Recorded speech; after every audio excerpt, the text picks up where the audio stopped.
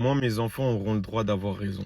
Parce que l'ego des parents, lorsqu'il est trop puissant, peut être un frein dans la relation avec l'enfant. Après, vous me direz, il y a des causes, ça ne tombe pas du ciel. Ça peut être un héritage générationnel, dans des foyers dans lesquels le respect et la peur passent par la soumission.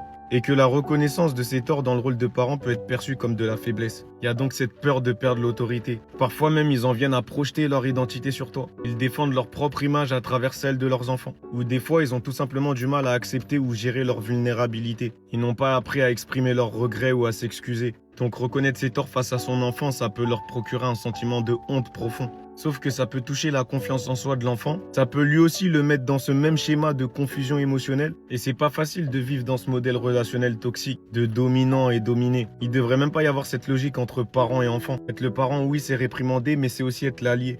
Et du coup, ça peut aussi créer de l'éloignement affectif. A l'impression de ne pas être entendu, de ne pas être reconnu, de ne pas être estimé. Alors lui offrir ce petit espace dans lequel il peut s'exprimer sans crainte, sans jugement, lui enseigner la responsabilité émotionnelle et reconnaître ses propres torts devant son enfant, ça peut être plus que bénéfique. Il peut te voir comme un modèle d'humilité et se sentir aimé non pas par soumission mais pour ce qu'il est vraiment. Donc ouais, moi je reconnaîtrai mes torts devant mes enfants.